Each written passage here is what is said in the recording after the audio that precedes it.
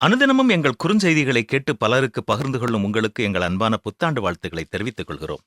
வருடம்தோறும் 1ஆம் தேதி விடுமுறை என்பதால் தூக்கத்தில் அதிக நேரத்தை செலவு செய்யும் செல்வி அன்று பரபரப்போடு பம்பரமாய் வீட்டு வேலைகளை செய்து முடித்தாள்.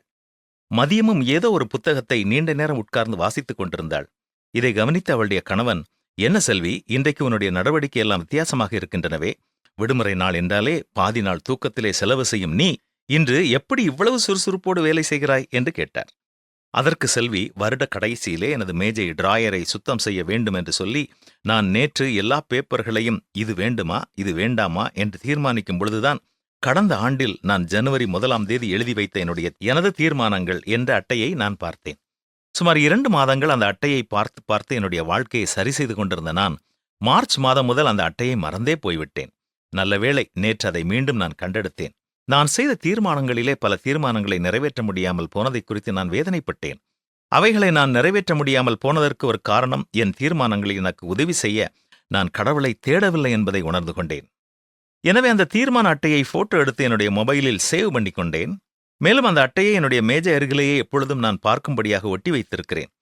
அது மட்டுமல்ல, ஆலயத்திலிருந்து வீட்டிற்கு வந்த பின்னரும் நான் எடுத்த தீர்மானங்கள் ஒவ்வொன்றையும் நிறைவேற்ற கடவுளுடைய உதவி எனக்கு தேவை என்பதை உணர்ந்து நான் ஜெபித்திருக்கிறேன். எனவே இந்த ஆண்டு ஒரு வித்தியாசமான ஆண்டாக இருக்கும் என்று நிச்சயமாக நான் நம்புகிறேன் என்று கூறினாள். ஆம் நண்பர்களே, புதிய ஆண்டு ஆரம்பத்தில் நாம் தீர்மானங்கள் எடுப்பது பெரிய காரியமல்ல. அவைகளை அடிக்கடி நாம் சிந்தனை செய்து கடவுளுடைய உதவி இல்லாமல் அவைகளை நிறைவேற்ற முடியாது என்ற உணர்வோடு கடவுளின் பலனுக்காக அனுதினமும் கடவுளை வேண்டிக் கொள்ள வேண்டும் என்பதை மறந்து போய்விடக்கூடாது. ஏனென்றால் என்னாலே அல்லாமல் உங்களால் ஒன்றும் செய்யக்கூடாது என்று இயேசு கூறியிருக்கிறார். இதோ உலகத்தின் முடிவு பரியந்தம் நான் உங்களோடு இருப்பேன் என்று கூறிய இயேசு கிறிஸ்து உங்களோடு இந்த ஆண்டின் ஒவ்வொரு நாளும் இருப்பார். நீங்கள் ஒரு நாள் அவரை மறந்தாலும் அவர் உங்களை மறக்கப் போவதில்லை. நான் உன்னை மறப்பதில்லை என்று கூறியிருக்கும் கர்த்தர் உன்னை என் உள்ளங்கைகளில் வரைந்திருக்கிறேன் என்றும் கூறியிருக்கிறார். இந்த ஆண்டு சிறப்பாய் வாழ நீங்கள் எடுத்த தீர்மானங்களை நிறைவேற்ற கடவுளின் துணையை நாடுங்கள்.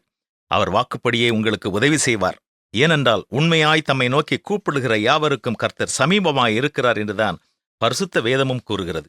நம்பிக்கையோடு இந்த ஆண்டின் ஒவ்வொரு நாளும் அவரை தேடுவோமா? மீண்டும் உங்களுக்கு எங்களுடைய அன்பின் புத்தாண்டு வாழ்த்துக்களை தெரிவித்துக் கொள்கிறோம். ஹாப்பி 2025.